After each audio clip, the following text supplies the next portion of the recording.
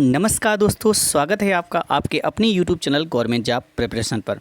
दोस्तों, आज के इस वीडियो में हम भारतीय राज्य व्यवस्था की बात करेंगे और ये वीडियो यूपी ट्रिपल एससी के एग्ज़ाम के पॉइंट ऑफ व्यू से बनाया गया है।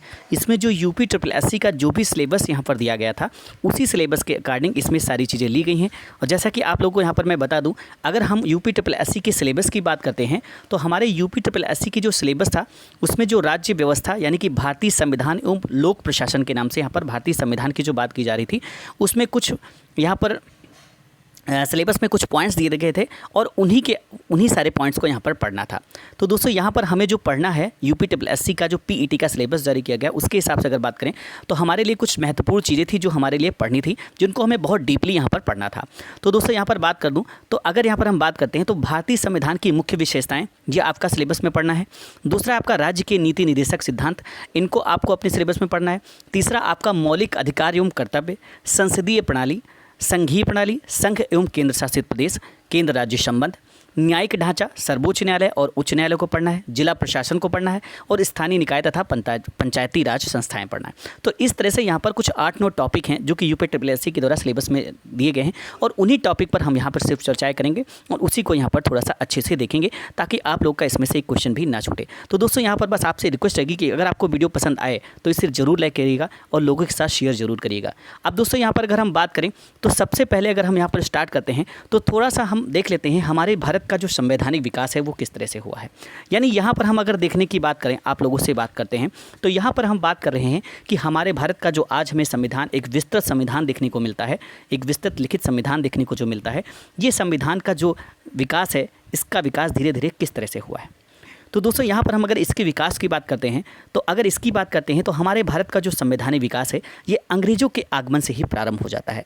ठीक है। अब जैसा कि आप सभी लोगों को पता है कि 1600 ईस्वी में महारानी एलिजाबेथ एक चार्टर पास करती हैं, जिसके द्वारा यहाँ पर कंपनी को पूर्व के देशों में व्यापार करने की अनुमति मिलती है और इस तरह से कंपनी यहाँ पर भारत में आती है और ईस्ट इंडिया कंपनी का यहाँ पर गठन करती है और यहाँ पर कंपनी के आगमन से ही हमारे देश के संवैधानिक विकास का जो प्रारंभ है उसकी शुरुआत हो जाती है। अब दोस्तों, यहाँ पर अगर हम बात करें हमारे देश के, अगर हम संवैधानिक विकास की बात करें तो इसको हम 2 तरीक़ों से पढ़ सकते हैं। एक तो हमारा हो जाता है कि ब्रिटिश ईस्ट इंडिया कंपनी के अधीन जब भारत था, उस समय क्या क्या एक्ट्स, क्या क्या चार्टर एक्ट्स यहाँ पर आए, जिसके साथ यहाँ पर अब क्या हुआ, जब ब्रिटिश ईस्ट इंडिया कंपनी के अधीन हमारा भारत था तो ब्रिटिश प्रशासन की तरफ से यहाँ पर समय समय पर कुछ एक्ट्स यहाँ पर दिए गए हैं, जिसके द्वारा यहाँ पर जो है ब्रिटिश ईस्ट इंडिया कंपनी का शासन भारत में चलता रहा है। अब दोस्तों, यहाँ पर अगर हम बात करें तो ब्रिटिश ईस्ट इंडिया कंपनी के अधीन यहाँ पर भारत पड़ते हैं 1773 से 1853 तक जो भी एक्ट्स आए। उसके बाद अगर बात करें तो ब्रिटिश क्राउन के अधीन जब भारत आ गया, यानी कि 1857 की जब क्रांति हुई, तो उस क्रांति के बाद यहाँ पर भारत को ब्रिटिश क्राउन के अधीन कर दिया गया और यहाँ पर हमारा जो भारत का गवर्नर जनरल था उसे वायसराय कहा जाने लगा था और पहले जो वायसराय थे वो आपको पता होगा कि लॉर्ड कैनिंग थे। तो इस तरह से यहाँ पर ब्रिटिश क्राउन के अधीन भारत को हम देखेंगे, जिसमें 1858 से लेकर 1947 तक के जो भी एक्ट और अधिनियम आए उनको देखा गया। दोस्तों, यहाँ पर ये आपके सिलेबस का पार्ट नहीं है तो इसको हम ज़्यादा डिटेल में यहाँ पर नहीं स्टडी करेंगे।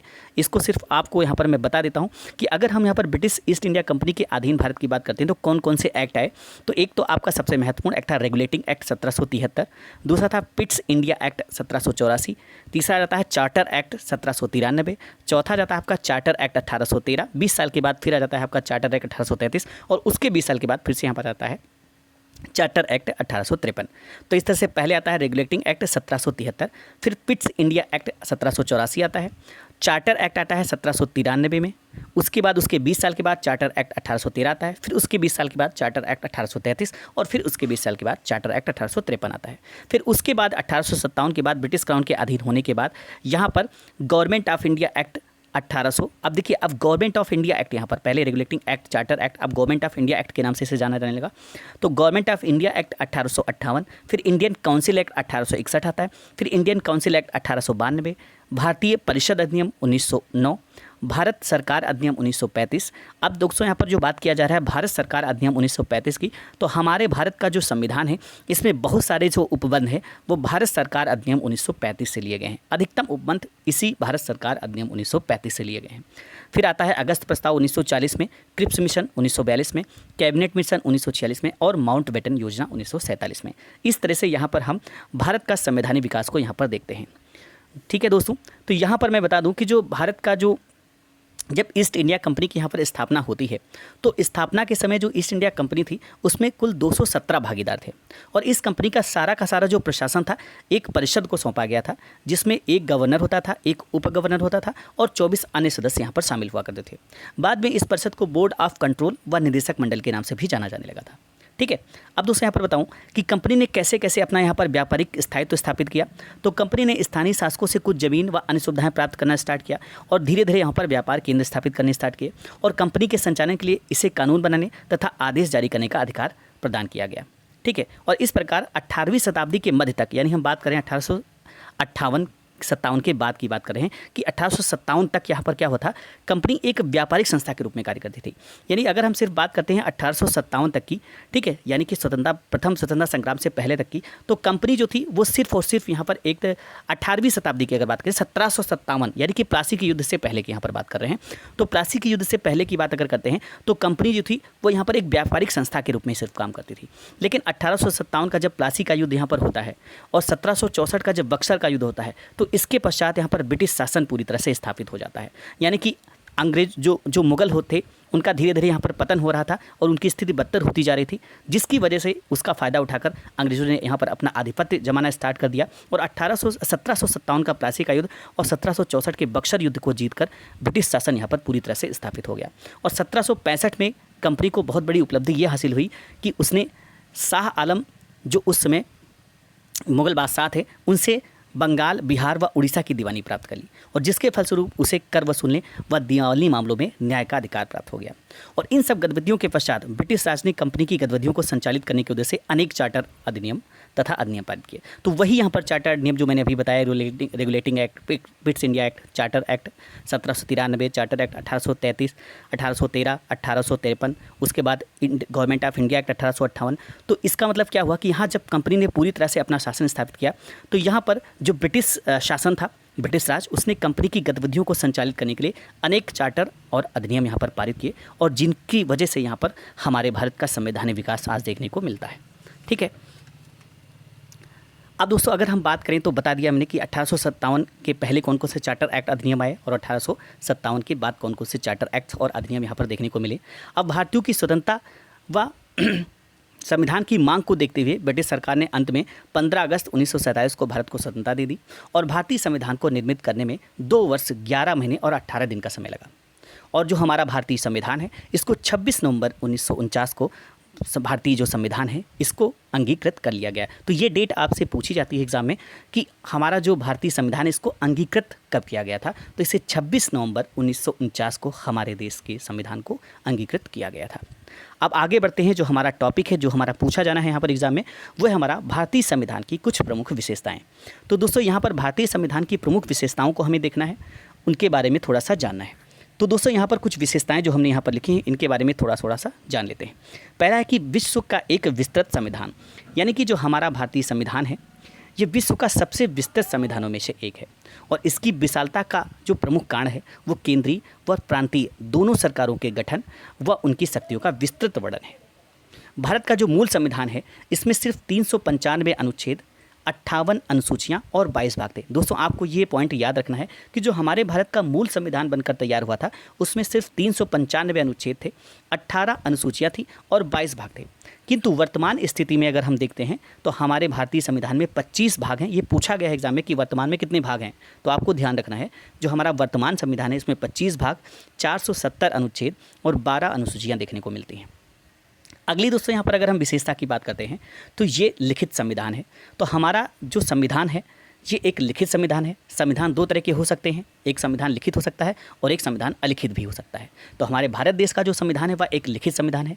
अगर हम संयुक्त राज्य अमेरिका की बात करते हैं तो संयुक्त राज्य अमेरिका का जो सिद्धांत है वो विश्व का प्रथम लिखित संविधान है। और अगर हम ब्रिटेन के संविधान की बात करते हैं तो जो ब्रिटेन का संविधान है वह एक अलिखित संविधान है। अगला जो हमारा पॉइंट है यहाँ पर कि संसदीय शासन प्रणाली।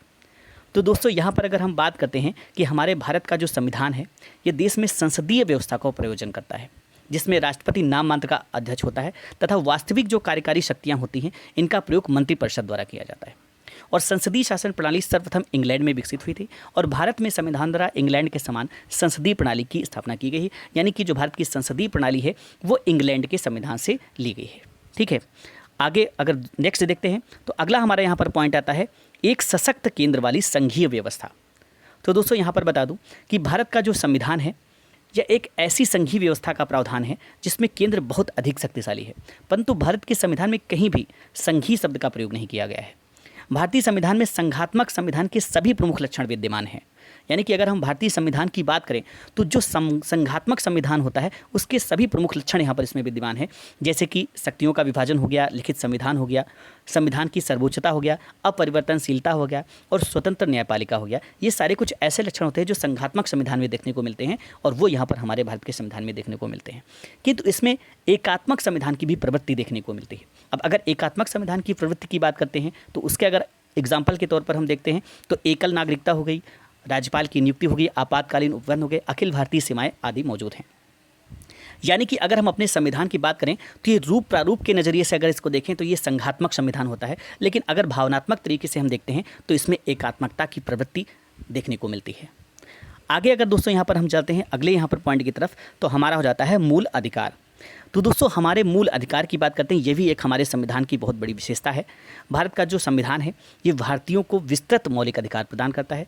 राज्य कोई भी राज्य ऐसा कानून नहीं बना सकता है जिसमें नागरिकों के अधिकार सीमित हों, यानी जिससे नागरिकों के जो वो मूल अधिकार जो कि हमारे संविधान द्वारा हमें प्रदत्त किए गए हैं, प्रत्येक भारतीय नागरिक को ये मूल अधिकार प्रदत्त किए गए हैं और उन मूल अधिकारों के हनन होने पर कोई भी व्यक्ति यहाँ पर कोर्ट जा सकता है और उसके बारे में यहाँ पर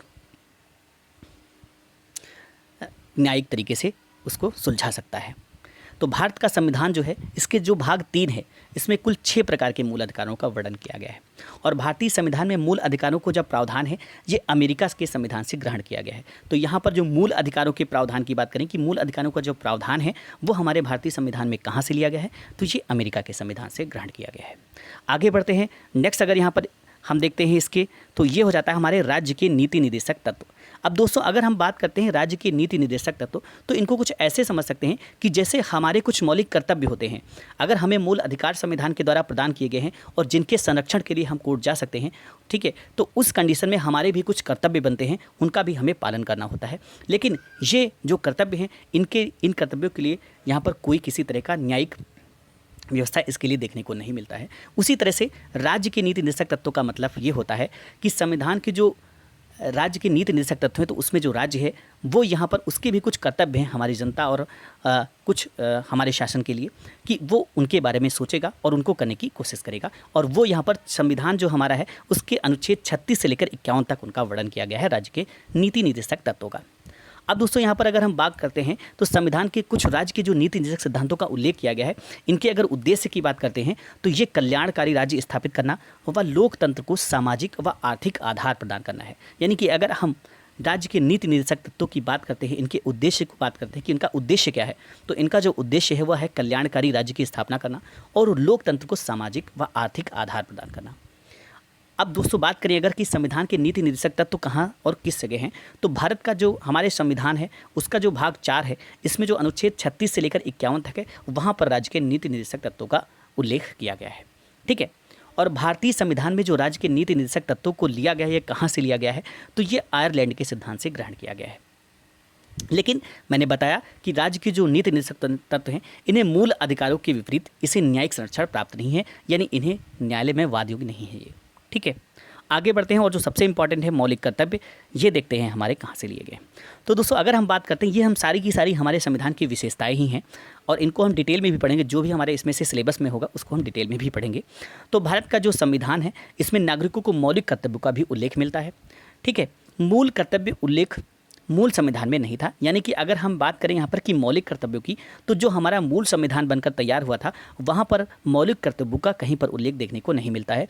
लेकिन सरदार स्वर्ण सिंह समिति की सिफारिशों से जब संविधान का 42वां संविधान संशोधन हुआ, ठीक है, तो इसमें भाग 4 का और अनुच्छेद 51 का को जोड़कर कुल 10 मूल कर्तव्यों को शामिल किया गया। और ये जो मूल कर्तव्य हैं ये रूस के संविधान से लिए गए हैं। तो दोस्तों यहाँ पर आप लोगों को याद रखना है कि जो हमारे भारत का संविधान है इसमें जो मूल कर्तव्य है ये हमारे मूल संविधान में नहीं थे, इनको बाद में स्वर्ण सिंह समिति की सिफारिश के द्वारा, यानी ये पूछा जाता है किसकी सिफारिश से मूल कर्तव्यों को जोड़ा गया था, तो स्वर्ण सिंह समिति की सिफारिशों से 42वां संविधान संशोधन, यानी कि जो 1976 में 42वां संविधान संशोधन हुआ था उसके भाग 4 का और अनुच्छेद 51 का को जोड़कर कुल 10 मूल कर्तव्यों को यहाँ पर शामिल किया गया है। और अगर हम बात करेंगे यहाँ पर मूल कर्तव्यों की संख्या कितनी है तो ये 10 है। उस अभी वर्तमान की बात नहीं कर रहे हैं, जो उस समय वर्तमान में 11 है मूल कर्तव्यों की संख्या, लेकिन जो पहले की यहाँ पर बात करते हैं 10 मूल कर्तव्य वो थे हमारे, और ये जो है रूस के संविधान से लिए गए हैं। आगे बढ़ते हैं। नेक्स्ट हमारा जो है स्वतंत्र न्यायपालिका। तो दोस्तों यहाँ पर अगर हम बात करते हैं स्वतंत्र न्यायपालिका की, तो संविधान जो है वह एक स्वतंत्र न्यायपालिका की स्थापना करता है जो यह सुनिश्चित करती है कि भारत का जो सर्वोच्च न्यायालय नागरिकों के मौलिक अधिकारों की गारंटी देता है। यानी कि स्वतंत्र न्यायपालिका का यहाँ पर यह मतलब है कि संविधान जो है वो एक स्वतंत्र न्यायपालिका की स्थापना करता है, ठीक है, जो ये सुनिश्चित करता है कि जो भारत का सर्वोच्च न्यायालय है वो नागरिकों के मौलिक अधिकारों की गारंटी देता है। यानी अगर किसी भी व्यक्ति के मौलिक अधिकारों का हनन होता है तो कोर्ट उसके लिए यहाँ पर काफ़ी सारी रिट्स, उच्च कोर्ट और उच्चतम न्यायालय यहाँ पर काफ़ी सारी रिट्स जारी करता है। और देश का जो शासन है ये संविधान के प्रावधानों के अनुसार चलाया जा रहा है कि नहीं इसका भी संरक्षण करता है। यानी जो हमारा न्यायपालिका है, जो हमारा उच्चतम न्यायालय है, उच्च न्यायालय है, जो उच्चतम न्यायालय है, वो यहाँ पर ये भी साथ में देखता है कि हमारा जो देश का शासन है वो संविधान के प्रावधानों के अनुसार चल रहा है या नहीं चल रहा है, ठीक है। आगे बढ़ते हैं यहाँ पर, तो हम देखते हैं यहाँ पर नेक्स्ट आ जाते हैं, तो कठोरता व लचीलेपन का मिश्रण। तो दोस्तों यहाँ पर अगर हम बात करते हैं, थोड़ा सा भी इसमें रह गया, देख लेते हैं। हाँ, तो यहाँ पर देखते हैं कठोरता और लचीलेपन का मिश्रण। अगला जो हमारी विशेषता है वो है कठोरता और लचीलेपन का मिश्रण। तो दोस्तों हमारा भारतीय जो संविधान है ये कठोर भी है और लचीला भी है, यानी दोनों का मिश्रण यहाँ पर देखने को मिलता है। अब अगर हम यहाँ पर बात करते हैं कि कठोरता से क्या संबंध है और लचीलेपन से क्या मतलब है, तो दोस्तों अगर हम बात करें कठोरता की, तो भारतीय संविधान में कुछ ऐसे यहाँ पर जो अनुच्छेद हैं या कुछ ऐसे बदलाव हैं जिनको आसानी से नहीं किया जा सकता। तो इस माध्यम से हम बोल सकते हैं कि इनमें कुछ ऐसे संशोधन हैं जिनको संशोधित करना आसान नहीं है। कुछ ऐसा भारत का जो संविधान है वे संशोधन जो आसानी से किए नहीं जा सकते, मतलब कुछ ऐसे संशोधन भी हैं जिनको हम आसानी से नहीं कर सकते, तो हम बोल सकते हैं कि हमारा संविधान काफ़ी कठोर है। लेकिन कुछ ऐसे भी संशोधन हैं जिनको करना आसान है, जिसकी वजह से हम इसे बोल सकते हैं कि हमारा जो संविधान है वो लचीला भी है। तो इस तरह से हमारा जो भारतीय संविधान है वह कठोरता व लचीलेपन का मिश्रण है। आगे बढ़ते हैं तो एकल नागरिकता की बात करते हैं। तो ये हमारे संविधान की सबसे महत्वपूर्ण विशेषता है। जैसे आप अगर अमेरिका में जाते हैं तो वहाँ पर आपको एकल नागरिकता देखने को नहीं मिलती है, वहाँ पर हर स्टेट की अपनी अलग अलग नागरिकता देखने को मिलती है। लेकिन हमारा जो भारत का संविधान है ये सभी नागरिकों को एक समान नागरिकता प्रदान करता है। कोई भी व्यक्ति सिर्फ भारत का नागरिक होता है, न कि किसी राज्य का। कोई भारत के किसी भी राज्य में जन्मा हो वह समान रूप से भारत का नागरिक होता है। नेक्स्ट अगर हम देखते हैं तो सार्वजनिक वयस्क मताधिकार, ये भी हमारे संविधान का एक महत्वपूर्ण विशेषता है। भारतीय जो संविधान है ये सभी वयस्क नागरिकों को जिनकी आयु 18 वर्ष से ऊपर है बिना भेदभाव के मतदान का अधिकार प्रदान करता है। वयस्क मताधिकार की अपनाना संविधान की एक बहुत बड़ी विशेषता है। अब दोस्तों यहाँ पर बात करें तो जो वयस्क मताधिकार की न्यूनतम आयु पहले 21 वर्ष थी, जिसे बाद में 61वें संविधान संशोधन 1989 के द्वारा घटाकर 18 वर्ष कर दिया गया। तो ये आपको यहाँ पर याद रखना है कि जो वयस्क मताधिकार की जो न्यूनतम आयु थी ये हमारे मूल संविधान में 21 वर्ष रखी गई थी, लेकिन जिसे बाद में 61वां जो संविधान संशोधन हुआ उसमें, जो कि 1989 ईस्वी में हुआ था, उसमें इसको घटाकर 18 वर्ष कर दिया गया था। नेक्स्ट अगर यहाँ पर हम बात करते हैं तो ये हमारा हो जाता है आपातकालीन उपबद्ध। तो दोस्तों यहाँ पर अगर हम अपने संविधान की बात करते हैं तो संकट काल में आपातकालीन स्थितियों से निपटने के लिए भारतीय संविधान में राष्ट्रपति को विस्तृत शक्तियाँ दी गई हैं। और भारतीय संविधान में 3 प्रकार के आपातकाल का उल्लेख देखने को मिलता है। एक आ जाता है आपका अनुच्छेद 352, ठीक है, जिसमें राष्ट्रीय आपातकाल की व्यवस्था की गई है। दूसरा आपका आ जाता है अनुच्छेद 356, जिसमें राज्यों में संवैधानिक व्यवस्था भंग होने पर आपात की घोषणा की बात की गई है, और जिसे हम राष्ट्रपति शासन के नाम से भी जानते हैं। दूसरा यानी कि 356 राष्ट्रपति शासन और 352 राष्ट्रीय आपातकाल। और अगर यहाँ पर बात करें वित्तीय आपातकाल की, तो वित्तीय आपातकाल की व्यवस्था अनुच्छेद 360 के अंतर्गत की गई है। नेक्स्ट अगर देखते हैं तो एकीकृत न्यायपालिका। अब एकीकृत न्यायपालिका का मतलब ये है कि हमारे संविधान की जो न्यायपालिका है वो एकीकृत है, यानी सबसे ऊपर हमारे संविधान का सर्वोच्च न्यायालय है। उसके बाद अगर हम बात करते हैं तो राज्यों के जो उच्च न्यायालय हैं, और उसके बाद उनके अधीन की बात करते हैं, यानी कि सर्वोच्च न्यायालय के अधीन आपका उच्च न्यायालय रहता है, और उसके अधीन यहाँ पर राज्यों के जो सर्वोच्च न्यायालय के अधीन उच्च न्यायालय, और उच्च न्यायालय के जो अधीन है वो जिला स्तर पर जो अधीनस्थ न्यायालय होते हैं उनको रखा गया है। आगे बढ़ते हैं तो संविधान की सर्वोच्चता। तो दोस्तों ये बहुत ही महत्वपूर्ण है, आपका ऑब्जेक्टिव टाइप क्वेश्चंस में पूछते हैं कि जो हमारा भारत है यहाँ पर संविधान को ही सर्वोपरि माना गया है, क्योंकि सरकार के सभी अंग उसी से अपनी शक्तियाँ हासिल करते हैं। और ब्रिटेन की अगर हम बात करें तो वहाँ की संसद की सर्वोच्चता है, यानी कि वहाँ पर संविधान की सर्वोच्चता न होकर संसद की सर्वोच्चता है। और अमेरिका की अगर बात करें तो वहाँ पर न्यायपालिका की सर्वोच्चता है। किंतु हमारे भारत का जो संविधान है इसमें जो है संविधान को ही सर्वोच्च समझा गया है और सर्वोच्च स्थान दिया गया है। नेक्स्ट हम देखते हैं, और अंतिम जो इसकी विशेषता है वह है पंचायती राज व्यवस्था। अब पंचायती राज व्यवस्था की अगर बात करें तो भारत में न केवल पंचायती राज व्यवस्था की गई बल्कि उसे सार्वजनिक स्वरूप भी प्रदान किया गया है। पंचायती राज को यह संवैधानिक स्वरूप 1992 में कब भी बात की जा रही है 1992 में, यानी हमारे भारत का जो पंचायती राज व्यवस्था है इसको एक संवैधानिक स्वरूप कर दिया गया, यानी कि संवैधानिक तौर पर इसे कब अपनाया गया, तो ये 1992 में जो 73वां संविधान संशोधन हुआ था उसके द्वारा 24 अप्रैल 1993 को लागू किया गया। और उसी वर्ष 1993 में 74वें संविधान संशोधन द्वारा शहरी क्षेत्रों में स्थानीय संस्थाओं को संवैधानिक स्वरूप प्रदान किया गया। अब राजस्थान देश का ऐसा पहला राज्य बना जहां पंचायती राज व्यवस्था की स्थापना हुई, और इसका जो उद्घाटन है ये 20 अक्टूबर 1959 को राजस्थान के नागौर जिले में किया गया। तो ये थी दोस्तों हमारे संविधान की कुछ प्रमुख विशेषताएं। अब हम यहाँ पर आगे देखेंगे, हमारा जो अगला टॉपिक है वह है राज्य के नीति निर्देशक सिद्धांतों के बारे में देखेंगे जो हमारे सिलेबस के अकॉर्डिंग है। अब दोस्तों यहाँ पर अगर हम बात करते हैं राज्य के नीति निर्देशक सिद्धांतों की, तो भारतीय संविधान का जो भाग 4 है उसमें अनुच्छेद 36 से लेकर 51 तक राज्य के नीति निर्देशक तत्वों का वर्णन है। और मैंने बताया कि राज्य के नीति निर्देशक तत्वों को हम ऐसे समझ सकते हैं जैसे कि हमारे कुछ उत्तरदायित्व हैं, कुछ कर्तव्य हैं, वैसे हर एक राज्य के भी जनता के प्रति कुछ उत्तरदायित्व और कुछ कर्तव्य होते हैं। और राज्य के नीति निर्देशक तत्व जो हमारे समाज कल्याण, जो हमारे जन कल्याण के लिए अत्यंत आवश्यक है, उनको सरकार को बनाना चाहिए। अब दोस्तों यहाँ पर बात करते हैं तो इन सिद्धांतों को न्यायालयों द्वारा लागू नहीं कराया जा सकता है, ठीक है। और नीति निर्देशक सिद्धांतों को मुख्यतः 3 श्रेणी में बांटा जा सकता है। एक आपका जाता है समाजवादी सिद्धांत, एक आता है गांधीवादी सिद्धांत, और एक आता है उदारवादी सिद्धांत। अब दोस्तों यहाँ पर हम कुछ नीति निर्देशक तत्व जो हमारे हैं उनको डिटेल में समझते हैं, क्योंकि ये नीति निर्देशक तत्व आपके सिलेबस में है तो इसमें से कुछ भी आपका पूछा जा सकता है, इसलिए इसको अच्छे से समझना हमारे लिए बहुत ही महत्वपूर्ण है। तो नीति निर्देशक सिद्धांत, जैसा कि मैंने बताया, अनुच्छेद 36 से लेकर 51 तक के जो अनुच्छेद हैं इसमें नीति निर्देशक तत्वों का वर्णन किया गया है। तो अब यहाँ पर हम कुछ जो महत्वपूर्ण हमारे नीति निर्देशक तत्व हैं, नीति निर्देशक तत्वों से संबंधित अनुच्छेद हैं, उनको हम यहाँ पर देखते हैं। तो अगर हम बात करते हैं अनुच्छेद 38 की, तो इसमें क्या कहा गया है कि राज्य लोक कल्याण की अभिव्यक्ति के लिए, अभिवृद्धि के लिए सामाजिक व्यवस्था का निर्माण करेगा, और जिसमें राज्य के नागरिकों को सामाजिक, आर्थिक व राजनीतिक न्याय मिलेगा। अगला दोस्तों यहाँ पर बात करते हैं अनुच्छेद 39 का। तो इसमें अगर देखा जाए तो समान न्याय व निःशुल्क विधिक सहायता, समान कार्य के लिए समान वेतन की व्यवस्था का यहाँ पर बात की जा रही है। अगला अगर अनुच्छेद देखते हैं 39 का, तो सार्वजनिक धन का स्वामित्व व नियंत्रण ये हो जाता है। अब दोस्तों अगर नीति निर्देशक तत्व की बात करें तो कोई राज्य जितना अच्छे से नीति निर्देशक तत्व को फॉलो करता है वह राज्य उतना ही संपन्न और उतना ही व्यवस्थित होता है। तो अनुच्छेद 39 खा की अगर देखते हैं तो सार्वजनिक धन का स्वामित्व व नियंत्रण, अनुच्छेद 40 अगर देते हैं तो ग्राम पंचायतों का गठन, और अनुच्छेद 41 जो है ये कुछ स्थितियों में लोक सहायता, काम व शिक्षा पाने का अधिकार। आगे बढ़ते हैं तो अनुच्छेद 42 की अगर बात करते हैं तो काम का न्यायपूर्ण व मानवता अनुकूल दशा तथा मातृत्व सहायता का प्रावधान, ठीक है। आगे बढ़ते हैं अनुच्छेद 43, तो कृषि उद्योग में लगे हुए सभी मजदूरों को अपने जीवन निर्वाह के लिए यथोचित वेतन मिले ताकि उनका जीवन स्तर ऊपर उठे। मनरेगा जो है वो राज्य के इसी संवैधानिक लक्ष्य की पूर्ति की दिशा में एक कार्यक्रम है। तो दोस्तों ये सारे आपको याद रखने हैं, इसमें पूछा जा सकता है ऑब्जेक्टिव टाइप क्वेश्चंस में कि अनुच्छेद 43 में क्या कहा गया है। तो कृषि उद्योग में जो भी लोग लगे हैं, जो भी मजदूर लगे हुए हैं, उनके जीवन निर्वाह के लिए यथोचित वेतन मिले ताकि उनका जीवन स्तर ऊपर उठे। मनरेगा राज्य की इसी संवैधानिक लक्ष्य की पूर्ति की दिशा में एक कार्यक्रम है। अगला दोस्तों यहाँ पर अनुच्छेद 44 है, तो ये है नागरिकों के लिए एक समान नागरिक संहिता। ये बहुत इंपॉर्टेंट है, आपको अनुच्छेद 44 कई बार एग्जाम में पूछा गया है कि अनुच्छेद 44 यानी कि नागरिकों के लिए एक समान नागरिक संहिता किस अनुच्छेद में देखने को मिलता है, तो यह नीति निर्देशक तत्वों के अंतर्गत अनुच्छेद 44 में देखने को मिलता है।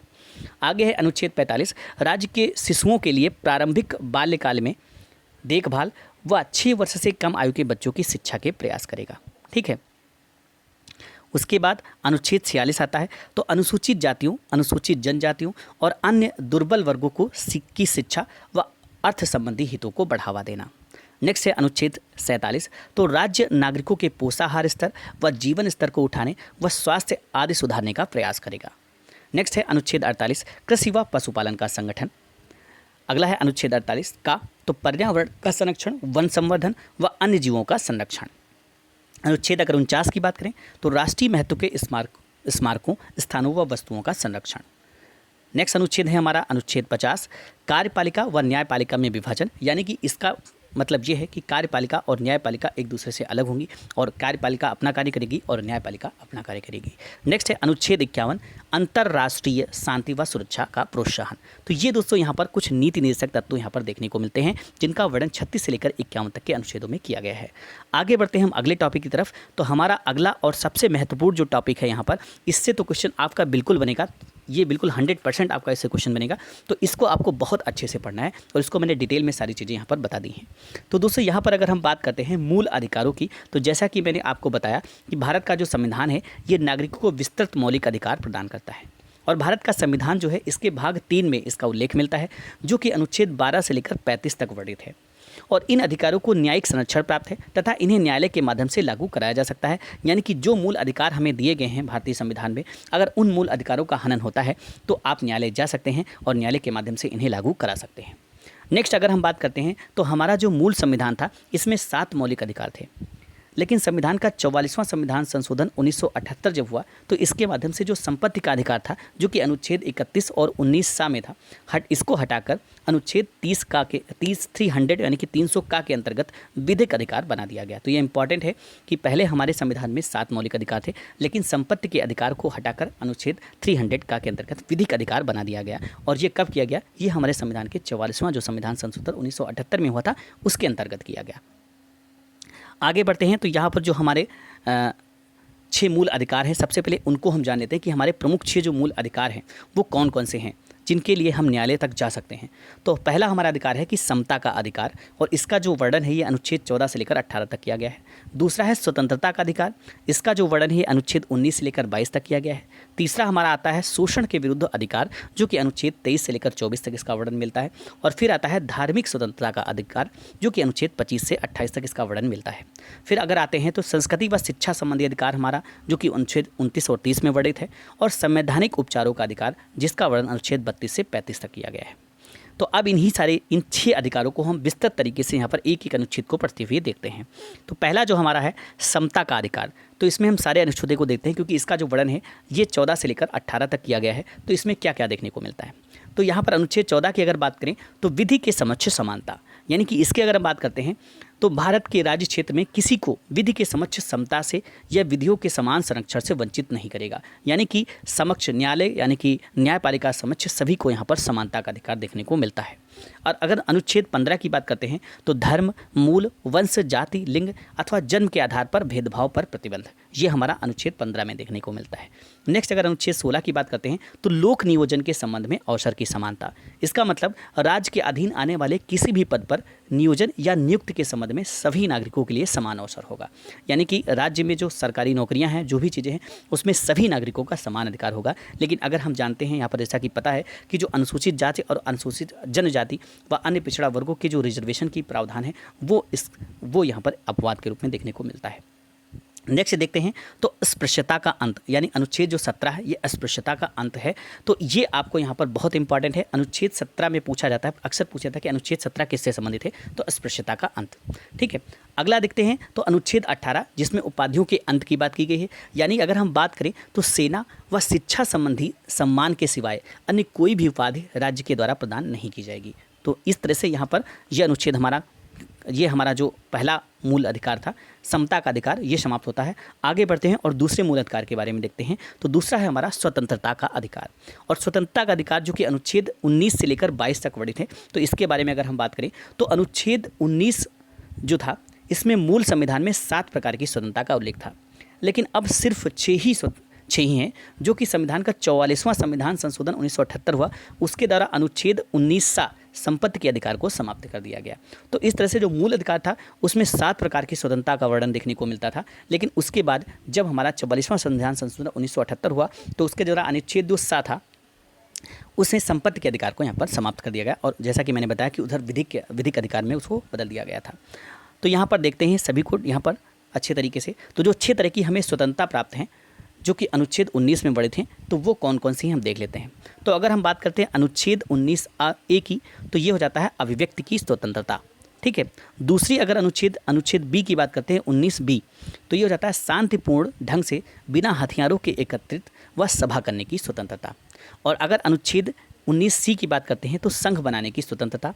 अगर अनुच्छेद डी की बात करते हैं तो अवधि संचरण स्वतंत्रता, यानी आप कहीं भी भ्रमण कर सकते हैं, कुछ अवधि के लिए जाकर कहीं भी जाकर रह सकते हैं, भ्रमण कर सकते हैं, देश के किसी भी कोने में रह सकते हैं, भ्रमण कर सकते हैं। और अगर अनुच्छेद 19E की बात करते हैं तो देश के किसी भी क्षेत्र में निवास करने व बसने की स्वतंत्रता है। और अगर अनुच्छेद 19G की बात करें तो व्यवसाय आदि की यहाँ पर स्वतंत्रता देखने को मिलती है। अब आप लोग यहाँ पर बात करेंगे तो ई के बाद एफ आता है, फिर जी आता है। तो मैंने अभी बताया कि 19 को अगर उसमें बोले तो EF 19F ही होगा, जो कि संपत्ति का अधिकार था जिसे समाप्त कर दिया गया था, जो कि 7वां यहाँ पर स्वतंत्रता देखने को मिलती थी। आगे बढ़ते हैं, नेक्स्ट देखते हैं हमारा। तो अब देखते हैं पर अनुच्छेद 20 अपराधों के लिए दोष सिद्धि के संबंध में एक संरक्षण। तो दोस्तों जो हमारा अनुच्छेद 20 है ये अपराधों के मामले में जब आप दोष सिद्धि हो जाती है तो उसके संबंध में कुछ संरक्षण दिया गया है संविधान के अंतर्गत, जो कि इस प्रकार है। अगर किसी भी व्यक्ति को किसी अपराध के लिए सजा दी जा रही है तो एक अपराध के लिए उसे सिर्फ एक ही बार सजा दी जा सकती है, और अपराध करते समय जो कानून लागू है उसी के हिसाब से सजा मिलेगी। मतलब यहाँ पर इसके कहने का मतलब ये है कि मान लीजिए आप कोई अपराधी है और अपराध करता है, उस पर मुकदमा चलता है, उसके बाद सपोज वो अपराध 2 साल पहले करता है और बाद में उसे 2 साल बाद सज़ा सुनाई जाती है, और हो सकता है 2 साल बाद उसी सज़ा के लिए कोई दूसरा प्रावधान कर दिया गया हो, तो उस कंडीशन उस अपराध के लिए किसी दूसरी सज़ा का प्रावधान कर दिया गया हो, तो उस कंडीशन में आपको वो जो नया प्रावधान किया गया है, नई सज़ा का प्रावधान किया गया है उस अपराध के लिए, वो नहीं दिया जाएगा। जो आपने जब अपराध किया था उस समय जिस सज़ा का प्रावधान था उसी के हिसाब से आपको वहाँ पर सज़ा दी जाएगी। नेक्स्ट अगर बात करते हैं तो किसी भी व्यक्ति को स्वयं के विरुद्ध न्यायालय में गवाही देने के लिए मजबूर नहीं किया जाएगा। तो ये कुछ जो है अनुच्छेद 20 के अंतर्गत अपराधों के लिए दोष सिद्धि के संबंध में संरक्षण हमको दिए गए हैं। नेक्स्ट क्वेश्चन देखते हैं। तो नेक्स्ट हमारा जो आ जाता है तो अनुच्छेद 21 प्राण व दैहिक स्वतंत्रता का संरक्षण। ये बहुत ही इंपॉर्टेंट है हमारा। जो नेक्स्ट है हमारा, ये प्राण व दैहिक स्वतंत्रता का संरक्षण देता है, यानी कि किसी भी व्यक्ति को सिर्फ विधिक प्रक्रिया के द्वारा ही दैहिक स्वतंत्रता से वंचित किया जा सकता है। यानी कि अगर शासन न्यायालय के द्वारा यहाँ पर कोई भी सज़ा सुनाई गई है तो उसी के आधार पर यहाँ पर दैहिक स्वतंत्रता से वंचित उसे किया जा सकता है। इसके अलावा इसके अतिरिक्त उसके जीवन की स्वतंत्रता को कभी किसी के द्वारा समाप्त नहीं किया जा सकता। और अनुच्छेद जो 21 है, अगर हम यहाँ पर अनुच्छेद 21 की बात करते हैं तो ये व्यक्ति के लिए बात यहाँ पर शब्द यूज किया गया है, किसी भी व्यक्ति को। यहाँ पर किसी भी नागरिक की बात नहीं की गई है, किसी भी व्यक्ति की बात की गई है। इसका मतलब ये है कि ये जो संरक्षण है ये नागरिकों व विदेशी सभी को प्राप्त है, ठीक है। अब दोस्तों यहाँ पर आते हैं हम अनुच्छेद 21 का। तो अनुच्छेद 21 का जो था हमारा, ये 86वें जो संविधान संशोधन 86 संविधान संशोधन जो हुआ 2002 में, इसके माध्यम से अनुच्छेद 21 का जोड़ा गया और इसके अंतर्गत शिक्षा के अधिकार को मौलिक अधिकार माना गया। तो अनुच्छेद 21 का है, ये 86वें संविधान संशोधन के अंतर्गत जोड़ा गया और इसके अंतर्गत शिक्षा के अधिकार को मौलिक अधिकार माना गया। और अगर हम इसके अनुसार बात करते हैं तो राज्य 6 से 14 वर्ष तक के सभी बालकों के लिए निःशुल्क और अनिवार्य शिक्षा का प्रबंध करेगी, ठीक है। और आप दोस्तों यहाँ पर एक बहुत ही इंपॉर्टेंट फैक्ट है, ये अक्सर एग्जाम में पूछा जाता है। तो किसी भी आपातकाल के दौरान अनुच्छेद 20 और अनुच्छेद 21 को समाप्त नहीं किया जा सकता। यानी कि अगर जैसा कि मैंने बताया कि आपातकाल जब लगता है तो आपातकाल के समय आपके मौलिक अधिकारों को समाप्त किया जा सकता है, लेकिन जो अनुच्छेद 20 है जिसमें दैहिक स्वतंत्रता का संरक्षण का अधिकार है, और जो अनुच्छेद 21 है जिसमें मैंने आपको बताया कि जो अनुच्छेद 21 जो है ये प्राण व दैहिक स्वतंत्रता का जो संरक्षण है, और जो अनुच्छेद 20 है अपराधों के लिए दोष सिद्धि के संबंध में जो संरक्षण है। तो इन अनुच्छेदों को यानी कि अनुच्छेद 20 और 21 को किसी भी आपातकाल में इनको समाप्त नहीं किया जा सकता, बाकी सभी को यहाँ पर समाप्त किया जा सकता है। आगे बढ़ते हैं। अनुच्छेद 22 कुछ दशाओं में यहाँ पर कर लीजिएगा। तो कुछ दशाओं में गिरफ्तारी व विरोध में संरक्षण। तो अब यहाँ पर कुछ दशाओं में कौन कौन सी दशाओं में, तो यहाँ पर बता दूं कि अगर किसी भी व्यक्ति को लगता है कि वो गलत ढंग से उसे हिरासत में लिया गया है तो उसे 3 प्रकार की स्वतंत्रता प्राप्त होती है। पहला हो जाता है कि हिरासत में लेने का कारण वो पूछ सकता है। दूसरा, 24 घंटे के अंदर उसे मजिस्ट्रेट के सामने पेश करना पड़ेगा। और तीसरा यहाँ पर आ जाता है कि उसे अपनी पसंद के वकील से सलाह देने की पूरी छूट और पूरा अधिकार होता है। आगे बढ़ते हैं और हम तीसरा यहाँ पर जो हमारा देखते हैं, तीसरा जो हमारा मेन मूल अधिकार था वो था शोषण के विरुद्ध अधिकार। यहाँ पर लिखना भूल गया हूँ, आप लोग लिख लीजिएगा, शोषण के विरुद्ध अधिकार। ठीक है, तो शोषण के विरुद्ध अधिकार की बात करते हैं, जिसका वर्णन 23 से लेकर 24 तक किया गया है, अनुच्छेद 23 से लेकर 24 तक किया गया है। तो इसकी अगर बात करते हैं तो अनुच्छेद 23 जो है इसमें मानव के दुर्व्यापार व बलात् श्रम का निषेध किया गया है। नेक्स्ट, अगर जो अनुच्छेद 24 की बात करते हैं तो बालकों के नियोजन का प्रतिबंध, यानी कि आप 14 वर्ष से कम आयु वाले किसी भी बच्चे को कारखाने व अन्य किसी भी प्रतिबंधित जगह पर कार्यरत रखना निषिद्ध है। ठीक है, अगर अनुच्छेद 25 की बात करते हैं तो अब ये जो हमारा अनुच्छेद 25 हो जाता है, ये हो जाता है धार्मिक स्वतंत्रता का अधिकार, यानी कि अब आ जाता है हमारा अनुच्छेद 25 से यहाँ पर बात करते हैं। 23 और 24 में था शोषण के विरुद्ध अधिकार। उसके बाद अगर अनुच्छेद 25 की बात करते हैं तो ये अनुच्छेद 25 से लेकर जो 28 तक यहाँ पर है, अनुच्छेद 25 से लेकर 28 तक, ये हमारा जो चौथा हमने बताया मूल अधिकार धार्मिक स्वतंत्रता का अधिकार, उसके अंतर्गत आते हैं अनुच्छेद 25 से लेकर 28। तो इसमें अगर अनुच्छेद 25 की बात करते हैं तो अंतःकरण की और धन को अवैध नहीं है, अबाध रूप से, ठीक है, अवैध नहीं है, अबाध रूप से मानने व आचरण व प्रचार करने की स्वतंत्रता है। यानी आप किसी भी धर्म को अपने हिसाब से मान सकते हैं, उसका आचरण कर सकते हैं, इसकी आपको पूरी स्वतंत्रता है। नेक्स्ट है अनुच्छेद 26 की अगर बात करें तो ये हो जाएगा यहाँ पर धार्मिक कार्यों की प्रबंध की स्वतंत्रता, यानी कि धार्मिक जो कार्य हैं उनका आप प्रबंधन कर सकते हैं, उसकी आपको पूर्ण रूप से स्वतंत्रता है। नेक्स्ट है आपका अनुच्छेद 27, राज्य किसी भी व्यक्ति को ऐसे कर देने के लिए विवश नहीं कर सकता है जिसको धार्मिक उन्नत संबंधी कार्य के लिए सुनिश्चित किया गया है। तो ये आपका अनुच्छेद 27 में देखने को मिलता है। और जो अनुच्छेद 28 है, राज्य निधि से पूर्ण संचालित किसी शिक्षण संस्था में धार्मिक शिक्षा नहीं दी जाएगी। यानी कि जो अनुच्छेद 28 है वो हमें बताता है कि राज्य की निधि से जो पूर्ण रूप से संचालित, पूर्णतः संचालित जो कोई भी शिक्षण संस्थान होगा उसमें धार्मिक शिक्षा नहीं दी जाएगी, क्योंकि हमारा जो देश है वह धर्मनिरपेक्ष। ठीक है, आगे बढ़ते हैं तो अब आ जाता है हमारा पांचवा जो मूल अधिकार संस्कृति व शिक्षा संबंधी अधिकार, जिसका वर्णन 29 और 30 में देखने को मिलता है। तो दोस्तों 29 जो अनुच्छेद है वो बताता है कि अल्पसंख्यकों के हितों के संवर्धन, ठीक है, की बात की जा रही है यहाँ पर, यानी कि कोई भी अल्पसंख्यक वर्ग अपनी भाषा, लिपि व संस्कृत को सुरक्षित कर सकता है। वर्तमान में केवल 6 समुदायों को ही अल्पसंख्यक माना गया है।